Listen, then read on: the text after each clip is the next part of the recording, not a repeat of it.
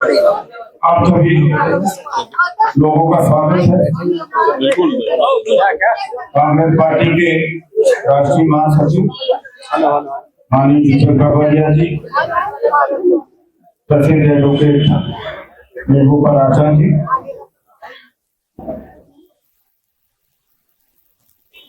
दिल्ली कांग्रेस के अध्यक्ष श्री राजेंद्र सिंह गांधी जी,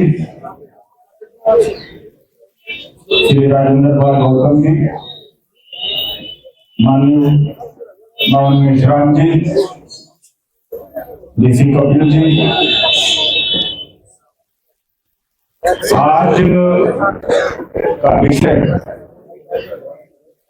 कि ईवीएम का मुद्दा न उठे, जो मेरा हमारे प्रभारी जी को बताएंगे प्रेस में चलोगे कि मेरी पर्ची मेरा वोट मेरे हाथ। हम इतनी मांग कर रहे हैं और जंतर मंतर पर कल प्रदर्शन होना था। 300 किलोमीटर दूरी पर किसान आंदोलन कर रहे हैं, तो दिल्ली में आंदोलन करने की मनाही क्यों? इनकी सोच है कि किसी तरीके का आंदोलन न हो तब तक मॉडल कोड ऑफ कंडक्ट लगे, वरना मुझे कोई रीजन नहीं समझ आया। तो मैं सभी हमारे जो लीडरान हैं मुख्तसर में अपनी बात को कहेंगे। मैं सबसे पहले आग्रह करूंगा कि माननीय दीपक बाबरिया जी का बोले।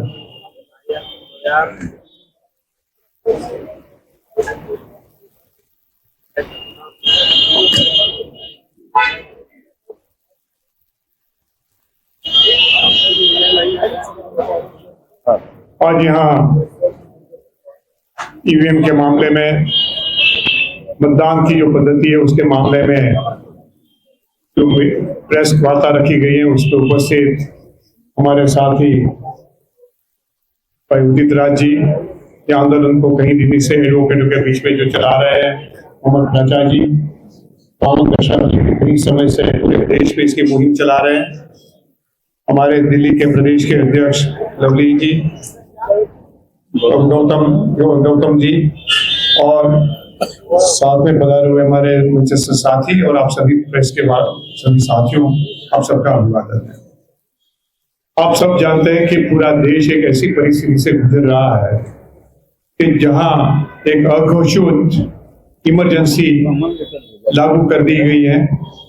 लोगों को डराने धमकाने का और लोकतांत्रिक तरीकों से अपनी बात जो है रखने का भी अधिकार नहीं दिया जा रहा है, उसको रोका जा रहा है। और 144वीं कलम और कई जो है लीगल प्रावधान का उपयोग करते हुए जो एक संविधान का एक सबसे बड़ा लोकतंत्र का हमारा एक हथियार है।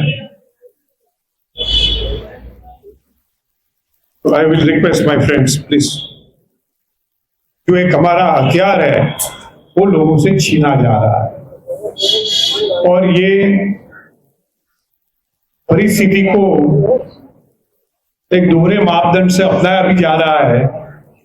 वेस्ट बंगाल में वो जब चुनाव लड़ते हैं बड़ी हिंसा की आशंका होती है।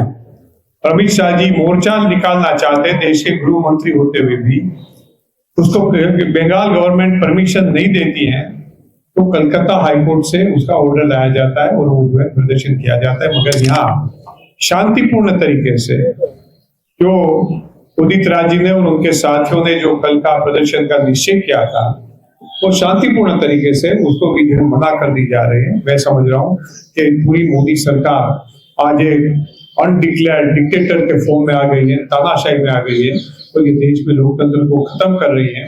और मेरा तो आपके जरिए सुप्रीम कोर्ट हाई कोर्ट को भी जो है एक अपील रहेगा, इसके संज्ञान लेते हुए ये देश में जो है अगले आने वाले चुनाव में लोग अपनी बात बड़ी जो है साफ तरीके से कोई बिना डर रख सके, इसी प्रकार की परिस्थिति का निर्माण करने में भी कुछ मदद करें। उदित राज जी ने आपसे कहा, हम सब लोगों के मन में आशंकाएं रहती है, कई 10 साल से रहती है। जो 3 लास्ट स्टेट के नतीजे आए, उसके पहले पूरे देश के सेफोलॉजिस्ट, चैनल्स वाले, सर्वे वाले, political analyst, editors, political workers, वहां तक कि पार्टी के वर्कर्स और खुद भाजपा के लीडर्स कह रहे थे कि भाजपा तीनों राज्यों में पूरी तरह से हार रही है। मगर वहां 2/3 से बहुमत से भी जो है छत्तीसगढ़ और मध्य प्रदेश में सरकार बनाने जा रहे हैं। उसके तहत लोगों के मन में गंभीर आशंका पैदा हो गई कि यहाँ कुछ ना कुछ जरूर से गड़बड़े। पहले भी कई बातें आती थी, मगर उसको एक पूर्ति मिली कि ये मतदान की जो पद्धति है उसमें कई शंका है। हम सब जानते हैं कि लोकतंत्र की बुनियाद होती है कि जिसको भी हम मत करते हैं वो मत उसके नाम पे रजिस्टर हुआ कि नहीं हुआ, सही तरीके से हुआ कि नहीं हुआ, वो देखने का एक मतदाता का अधिकार रहता है। मगर ये अभी जो पद्धति बनाई है वो वीवीपैट में 7 सेकंड के लिए एक स्लिप दिखाई जाती है, फिर वो ब्लैक बॉक्स में ब्लैक कांच के पीछे चली जाती है। वहां कितनी प्रिंट हुई, किसकी नहीं हुई, तो उस पर डबल प्रिंटेड सर्किट है नहीं है, कई प्रकार की बातें होती हैं। तो ये बातों की वजह से लोगों के मन में गंभीर आशंका है। आज पूरे देश में जो प्रकार के मसले हैं, बेरोजगारी है, महंगाई है, महिलाओं का उत्पीड़न का मामला है, किसानों का मामला है, युवाओं की बेरोजगारी, उसके शोषण का मामला है, लॉ एंड ऑर्डर का मामला है, अंतरराष्ट्रीय सीमा के पर का मामला है, बड़े बड़े करप्शन और कौभांड के मामले हैं। और वो इतनी बुरी परिस्थिति के होने के बावजूद कहा जाता है कि हम तो बहुत ही पॉपुलर है और 400 सीट अब लेके आएंगे। वो प्रकार का बड़ी आत्मविश्वास के साथ वो कई प्रकार की बातें की जाती हैं। तो लोगों के मन में जरूर से आश्चर्य होता है कि क्या है। ये सभी चीजों का संज्ञान लेते हुए इंडिया अलायंस की ओर से एक छोटा सा एक रिजोल्यूशन रख दिया गया कि ठीक है, आप ईवीएम लगाते हैं, करते रहो, उसमें कोई आपत्ति नहीं है, मगर उसमें से जो स्लिप निकलती है जो आप 7 सेकंड के लिए दिखाते हैं वो मतदाता के हाथ में रख दो। दुनिया के कई लोकतंत्र में, जैसे यूएस है, ब्रिटेन है, फ्रांस है, जापान जिसमें ईवीएम इंट्रोड्यूस हुआ था वो है, वो सभी लोगों ने जो है ईवीएम से किनारा कर लिया। और वहां तक कि पाकिस्तान और बांग्लादेश जैसे देश जिसको हम अपने से भी कहीं पीछे समझते हैं, वो लोगों ने भी जो है ईवीएम से जो है किनारा कर लिया और वहां भी बैलेट ला दिए। तो वहां हर जगह पे जो है बैलेट ला दिए। मगर अमेरिका के 2-3 राज्यों में जहाँ अभी भी जो है ईवीएम यूज करते हैं, मगर उसको वीवीपैट से जो स्लिप दी जाती है वो बार कोडेड होती है, मतदाता के हाथ में रखी जाती है, उसमें समय होता है, तारीख होती है और ईवीएम का नंबर होता है और वो मतदाता खुद ही बैलेट बॉक्स में डाल देता है और बैलेट बॉक्स और ईवीएम की कंपैरिजन कर दी जाती है। तो इसी प्रकार की जो है पद्धति यहाँ एडॉप्ट की जाए। हमारे तो डिमांड बहुत स्मॉल है कि जो है इलेक्शन कमीशन और सुप्रीम कोर्ट को इसका संज्ञान लेना चाहिए कि ये देश के लोग जो है नागरिक मतदाता मांग रहे हैं, पॉलिटिकल पार्टीज मांग रही है कि वो स्लिप है वो मतदाता के हाथ में रख दी जाए, वजह कि वो ब्लैक बॉक्स में के पीछे चली जाए जिसका किसी को अता पता नहीं हो, उसमें कोई सील हुआ नहीं हुआ, किसी ने एडिशन कर दिया नहीं दिया, क्या प्रिंटिंग हुआ वो नहीं, उसकी जगह हाथ में दे दो। तो हम लोगों ने एक अभियान जो है उदित राज जी ने छेड़ रखा है, मेरा मत मेरे हाथ, मेरी पर्ची मेरे हाथ। वो पर्ची मतदाता के हाथ में दे दें। मैं आप सबसे कह दूं कि आप लोगों का कोई फंक्शन है, मैं कहना चाहता हूं कि यहाँ कोई आपने एक बॉक्स रखा है कि जिसमें कोई आप इनाम घोषित कर, मैं कहता हूँ यहाँ मैं ये 100 की गड्डी है, 100 रुपए की 10,000 रुपए का मैं इनाम देना चाहता हूँ, मैं गड्डी डालना चाहता हूँ। तो आप में से कोई आयोजक मुझसे कह देते कि सर मेरे हाथ में दे दो, मैं देख के डाल दूंगा, उसको तो 10,000 देना ही है, तो वो 10,000 की गड्डी में आपके हाथ में दे दो, आप उसमें डाल दो। तो इतना ही अंतर है। तो ये election commission, party in rule और या तो इवन कोर्ट जो है इतना छोटी सी बात का क्यों संज्ञान नहीं लेते हैं कि पारदर्शिता होनी चाहिए, लोगों का भरोसा बना रहना चाहिए। दुनिया की सबसे बड़ी जुडिशरी में जो एक माना जाता है जर्मन सुप्रीम कोर्ट, उनके जर्मन सुप्रीम कोर्ट ने जब एक अवलोकन कर दिया कि कोई भी इलेक्ट्रॉनिक सिस्टम हैक हो सकती है, एक छोटे से अवलोकन के बाद उसके इलेक्शन कमीशन ने वहां बैलेट ला दिए। तो हम तो यहाँ कहते हैं आप बैलेट नहीं लाना चाहते, कोई अकेले हरकत नहीं है, वो पर्ची हमारे हाथ दे दो। और ये बात लेके हुए हम जबरदस्त जो है जो लोगों का मत खड़ा करना चाहते हैं। ये हमारी सिविल सोसाइटी, प्राचार्य साहब, पूरे देश के एडवोकेट, जाने माने एडवोकेट, हर जगह पे आज प्रदर्शन हो रहा है। अनफॉर्चुनेटली मीडिया का इतना सपोर्ट नहीं मिल रहा है, तो उसकी वजह से बात लोग तक नहीं पहुंचती है। मगर आप सभी जो साथी आए, आप सबसे मेरा निवेदन है, सोशल मीडिया के जरिए, आपकी चैनल के जरिए, आपके पास जो एक जो कोई डिस्कशनरी जो एक समय रहता है, उसमें जरूर से ये देश के लोकतंत्र के सुदृढ़ करने के लिए आप ये बात को जरूर से आप हमारी पुष्टि करें। इसके लिए हम आपके बीच में आए। आप सबका बहुत धन्यवाद। धन्यवाद। मैं कहूँगा भावनेश राम जी से, उसके बाद मोहम्मद फराजा जी से, फिर गौतम जी से वो संबोधन करें।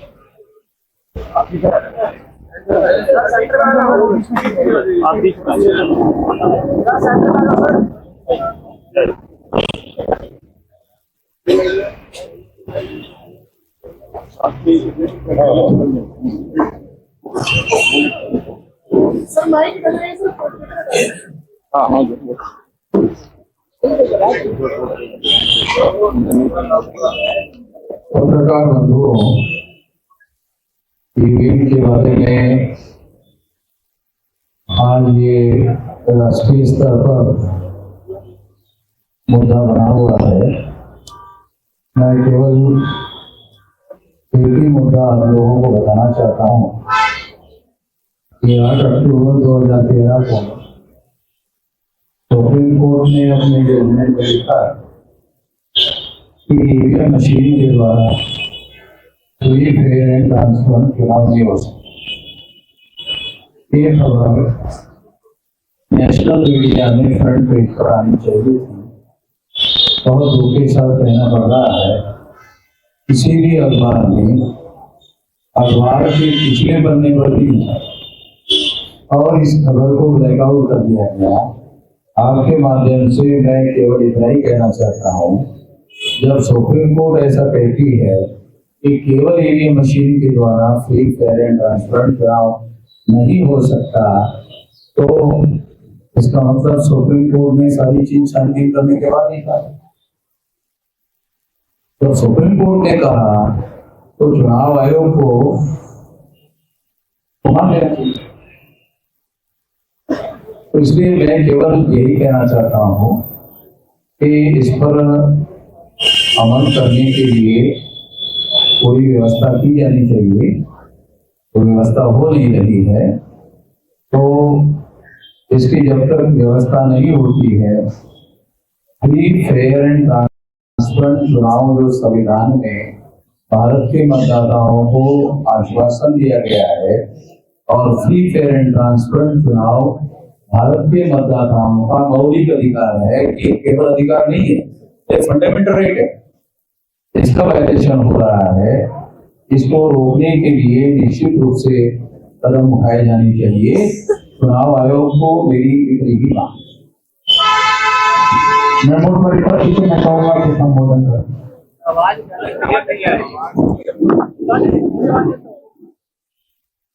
इससे बोले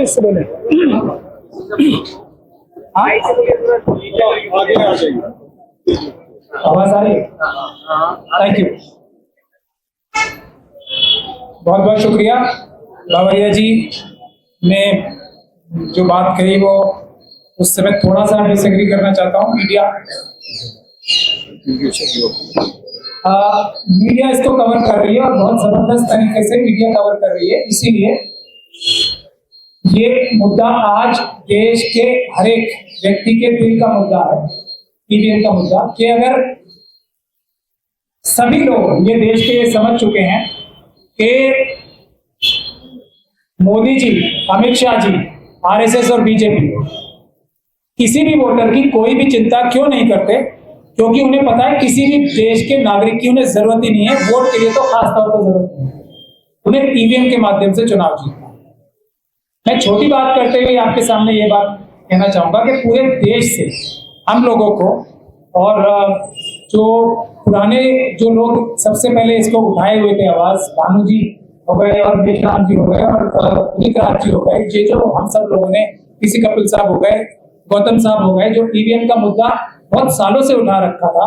ये 3 चुनाव जो अभी मध्य प्रदेश, छत्तीसगढ़ और राजस्थान में कांग्रेस हारी, और ये कांग्रेस की बात नहीं, तब पूरे देश से हमें फोन आने शुरू हो गए कि आप लोग ये बहादुरी के साथ और ईमानदारी के साथ ये मुद्दा उठाओ, ये आपकी आवाज नहीं है, देश की जनता की आवाज है। उसके बाद हम लोगों ने मजबूत प्रदर्शन किए और पहले दिन से 5 जनवरी वाले दिन से पुलिस ने, अमित शाह साहब ने पुलिस की पूरी ताकत, जो गुंडाई होती है वो हम सब लोगों के ऊपर लगाई, लेकिन जितने उन्होंने हम पे डंडे और लाठियां बरसाए, पब्लिक ने हमारा सपोर्ट उससे भी ज्यादा।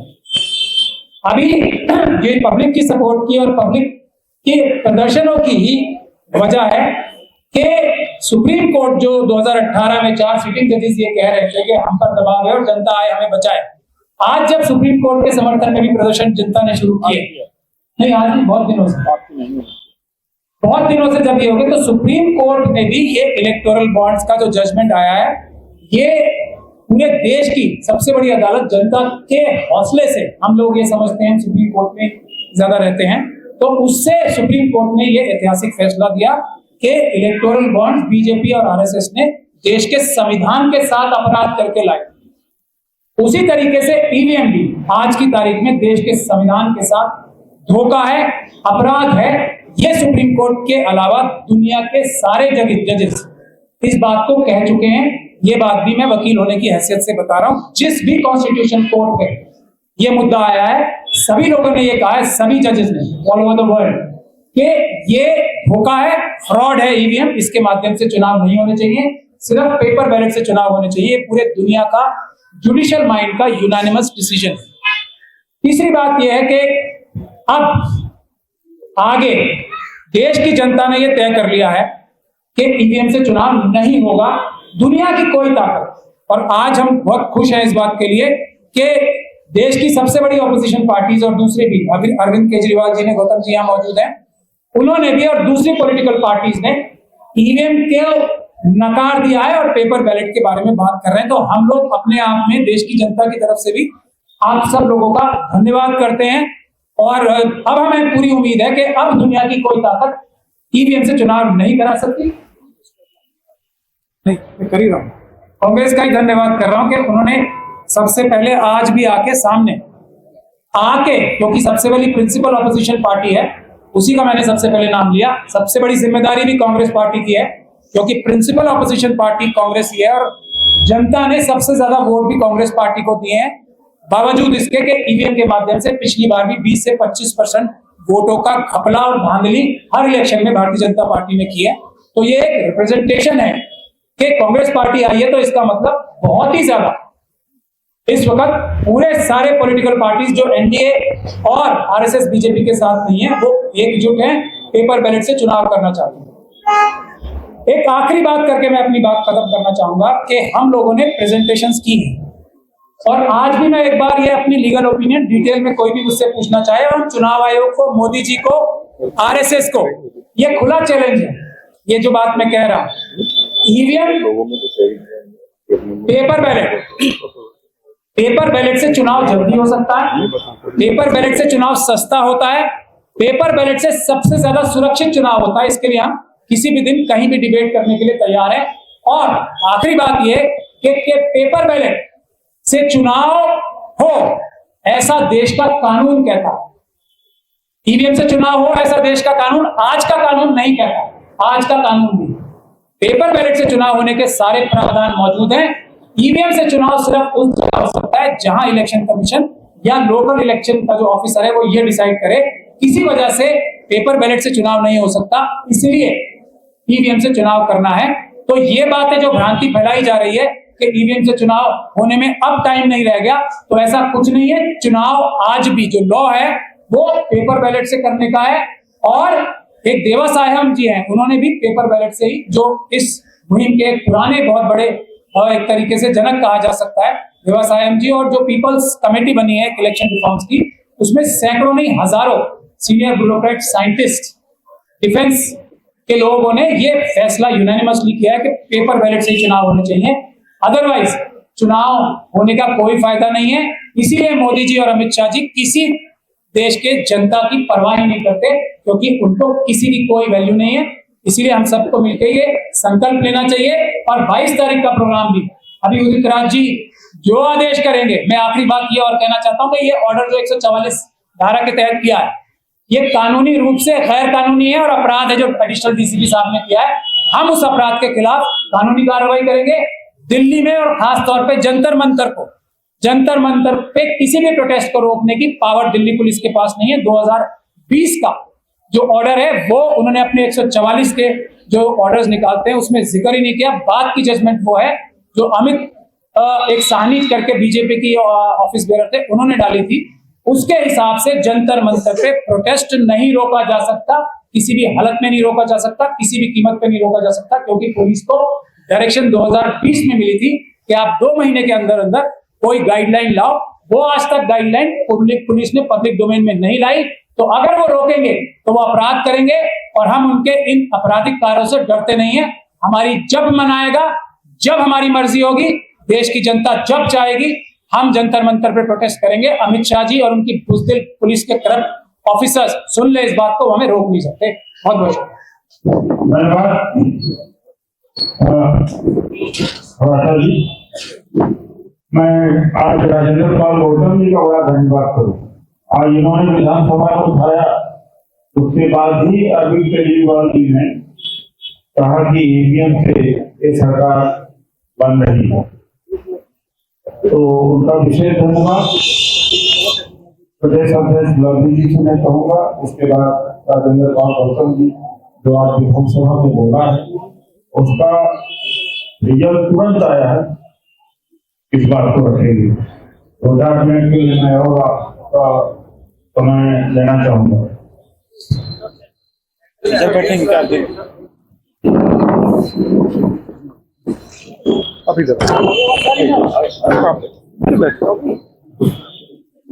धन्यवाद उदित राज जी। दीपक बावरिया साहब ने बहुत डिटेल में इंडिया गठबंधन का स्टैंड रखा है। मैं और बावरिया साहब आज इसलिए आए हैं कि उदित राज जी और तमाम हमारे साथी जो इस मुहिम को आगे लेके जा रहे हैं, उसमें सबसे ज्यादा हमारे लिए तकलीफ की बात यह है कि हिंदुस्तान का लोकतंत्र दिल्ली में तार-तार हो रहा है। लोकतंत्र के अंदर हर आदमी को अपनी आवाज उठाने की, अपने विचार रखने की आजादी है, लेकिन जिस तरीके से उदित राज जी के प्रदर्शन को परमिशन डिनाई की गई है वो बिल्कुल निंदनीय है। कांग्रेस पार्टी मजबूती के साथ हर उस शख्स के साथ खड़ी है जो इस लोकतंत्र में अपनी आवाज शांतिपूर्ण तरीके से रखना चाहता है और उसको रोका जा रहा है। तो इसलिए जो है उदित राज जी ने और तमाम हमारे साथियों ने, महमूद प्राचा जी ने, गौतम साहब ने, सब लोगों ने जो ये मुहिम छोड़ी है और वो पीसफुल तरीके से अपनी बात रखना चाहते हैं, उनको रोकना मैं समझता हूं कि लोकतंत्र में इससे बड़ा अपराध कोई और हो नहीं सकता है। ना आप देश के किसान को आवाज उठाने देंगे, ना दिल्ली के नागरिकों को आवाज उठाने देंगे। तो अपने आप में प्रश्न ये उठता है कि जंतर मंतर का स्थान प्रदर्शन के लिए आपने फिक्स ही क्यों किया? आप जो है ये बहाना लगा रही है सरकार की किसान दिल्ली में ना आ जाए इसलिए 144 लगा रखी है। तो किसानों को तो हाईकोर्ट ने भी ये कह रखा है कि बसों में दिल्ली जा सकते हैं, तो वो बसों में दिल्ली आके करेंगे क्या? जब आप दिल्ली के लोगों को ही नहीं प्रदर्शन करने दे रहे तो उन किसानों को कहां बैठने दोगे? प्रश्न ये है। तो एक तरीके से जिस तरीके से लोकतंत्र के अंदर अपनी आवाज उठाने को दबाने का काम ये सरकार कर रही है, उसके खिलाफ जो है हम अपना समर्थन देने उदित राज जी को जो है यहाँ पे आए हैं। बावरिया साहब ने बहुत डिटेल में बताया कि इंडिया पार्टी का क्या स्टैंड है, उस स्टैंड पे हम दृढ़ संकल्प है।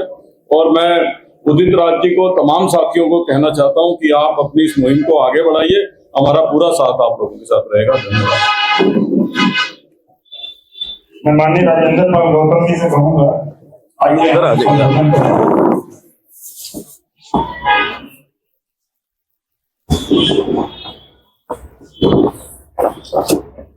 सबसे पहले तो मैं देश के माननीय सर्वोच्च न्यायालय का विशेष धन्यवाद करूंगा कि उन्होंने पिछले 15 दिन के अंदर 2 ऐतिहासिक फैसले दिए।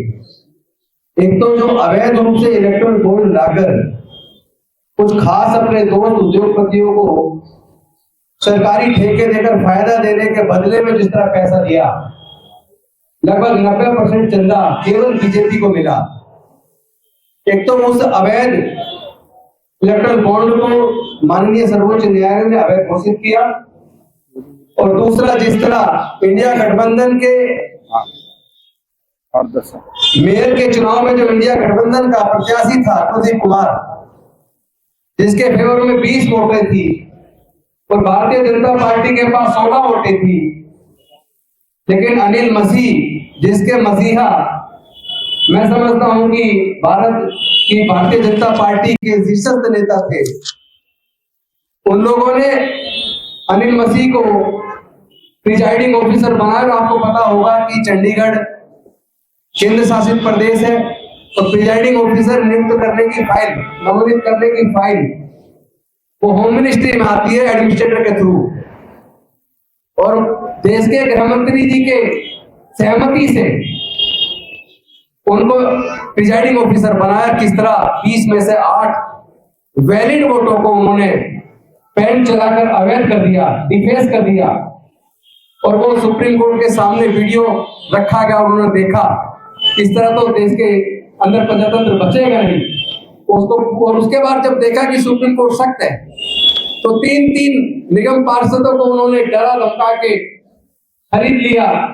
लेकिन सुप्रीम कोर्ट ने कहा कि हम हॉर्स ट्रेडिंग नहीं होने देंगे, और देश के प्रजातंत्र को, संविधान को बचाने के लिए उन्होंने जो ऐतिहासिक फैसला दिया, मैं इसके लिए देश के सर्वोच्च न्यायालय को और देश के सर्वोच्च न्यायालय के मुख्य न्यायाधीश को धन्यवाद करता हूं। और ईवीएम हटाओ मोर्चा, ईवीएम हटाओ संयुक्त मोर्चा, और उसके साथ साथ भारत मुक्ति मोर्चा अमन मेहसाम जी, जो पहले से 2013 से पहले से ईवीएम हटाने की बात कर रहे हैं, लगातार आंदोलन चल रहा है। आज उसमें एक तरफ कांग्रेस के साथी भी सामने खुलकर आए हैं, और दिल्ली की विधानसभा में मैंने खुद इस बात को उठाया, और दिल्ली के मुख्यमंत्री माननीय अरविंद केजरीवाल जी ने भी उठाया, जिनको दिल्ली के 140 करोड़ लोगों की सहमति की जरूरत नहीं, उनके वोट की जरूरत नहीं है, ये ईवीएम से चुनाव जीत रहे हैं। तो आज जिस तरीके से उदित राज जी ने जो परमिशन मांगे, हम सब लोग मिलके देश के संविधान और लोकतंत्र की रक्षा करने के लिए हम जो प्रदर्शन करने वाले थे, दिल्ली पुलिस ने जिस तरह केंद्र सरकार के इशारे पर हमारे उस कानूनी अधिकार का हनन करके, हमारे फंडामेंटल राइट को इंक्रीज करके, वायलेट करके इस पे बैन लगाने का जो एक अवैध काम किया है, तो मैं बता देना चाहता हूं, हम लोग हर कीमत पर जंतर मंतर जाएंगे, और अगर गृह मंत्री जी हमें गिरफ्तार करवाना चाहते तो करा ले, लेकिन देश के संविधान को बचाने के लिए, ईवीएम को हटाने के लिए, क्योंकि जो real time clock EVM machine में लगा है, उस मशीन को बनाने वाली कंपनी के 4 डायरेक्टर बीजेपी के हैं। तो अगर उनके प्रिजाइडिंग ऑफिसर इस तरह की हरकत कर सकते हैं, तो ये पाकिस्तान नहीं है, भारत है। रावलपिंडी के इलेक्शन कमिश्नर ने तो आत्महत्या मांग ली कि मुझे फांसी पर लटका दिया जाए, मैंने गलत किया। 13 विधायक जो जीत रहे थे 70 हजार वोट के, उनको मैंने अवैध तरीके से हरा के देश के साथ धोखा किया। उन्होंने तो चीफ जस्टिस के लिए पाकिस्तान के और चीफ इलेक्शन कमिश्नर के लिए खुद के लिए उन्होंने फांसी की सजा मांगी कि रावलपिंडी के चौक पर हमें फांसी दी जाए। लेकिन मुझे नहीं लगता कि हमारे देश के जो ऑफिसर जो उनके इशारे पे काम कर रहे हैं वो ऐसा करेंगे। तो मैं समझता हूँ कि जो आज प्रेस कॉन्फ्रेंस के माध्यम से हम केंद्र सरकार को सीधा सीधा कह देना चाहते हैं, आप लोगों के कानूनी अधिकारों को, फंडामेंटल राइट को छीनना बंद करो। आप इस तरह के कानूनी धरने प्रदर्शन जो फंडामेंटल राइट आर्टिकल 19 के अंदर हमें मिला है, उसको रोक लगाना बंद करो। हम तो प्रदर्शन करेंगे, आपको जो करना करिए। ईवीएम हट के रहेगी, बैलेट पेपर वापस आ करेगा। बहुत बहुत धन्यवाद। आप सभी का धन्यवाद। और कोई सवाल किसी से हो तो आप सवाल ये है कि आप जो है सर एक के बाद एक कर लें। सर एक के बाद मेरा ये है कि इलेक्शन कमीशन के दफ्तर पर आप धरना प्रदर्शन क्यों नहीं कर रहे हो? जंतर मंतर पर क्यों करना चाह रहे हो? इलेक्शन कमीशन जो आवाज आती है, election commission is a puppet in the hands of the government. हम कितनी भी, मगर आज भी कुछ उम्मीद बनती है कि लोकमत जो है उसका रिफ्लेक्शन कहीं न कहीं शायद सुप्रीम कोर्ट से भी कहीं हो जाए। ये देश के पूरे जो देश में सभी जितने भी लोग हैं, हमारे जो मतदाता है, उसके दिल में भी एक आग लग जाए, चिंगारी लग जाए कि इसके ऊपर जग जाए, लोकतंत्र को बचाना है। तो समझता हूँ कि उसके लिए इलेक्शन कमीशन के ऑफिस की जगह जंतर मंतर करना चाहिए। सर वो वैसे भी देखिए, ऐसा है कि वैसे भी हम लोग जिम्मेवार लोग हैं। एक डेजिग्नेटेड प्लेस है धरने प्रदर्शन की। आप प्रदर्शन प्रधानमंत्री के घर पे करना हो, पार्लियामेंट में करना हो, कहीं करना हो, तो वो जो है उसके लिए सिंबॉलिक जंतर मंतर डेजिग्नेटेड है। हम कानून के मानने वाले लोग हैं, जो कानून तोड़ रहे हैं उनसे प्रश्न करने की जरूरत है कि लोकतंत्र में आवाज नहीं कर सकते। कांग्रेस पार्टी का क्या स्टैंड है? आप हटाएंगे, गलत से आप चुनाव कराएंगे अगर आपकी सरकार बनती है तो क्या करेंगे? मैं आपसे निश्चित रूप से कह सकता हूँ कि कांग्रेस की सरकार बनेगी तो निश्चित रूप से ये देश में पूरी पारदर्शिता वाली सिस्टम आ जाएगी। दीपक जी, एक सवाल है कि आज अपना कांग्रेस आपके साथ मिलकर लड़ेगी। 3 बारी विधानसभा में आप लोग हारे हैं उन्हीं के कारण, और लोकसभा भी 2 बारी हारे हैं। अब मिलके एक स्टैंड पे सर, ये बारे में मैं कई पत्रकारों ये हमारा विषय नहीं है कि ये जो है गठबंधन का मामला वो मुकुल वासनिक जी कमेटी और वेणुगोपाल जी देख रहे हैं। I am not competent to make any observations. मैं मेरी जानकारी में हो सकता है मगर I am not competent to make it note, और आप लोगों से डिस्कस नहीं कर सकता हूँ उससे बात। मेरे सहयोगी हैं बहुत बड़े फाइटर हैं डीसी कपिल जी, आपको धन्यवाद देते हैं।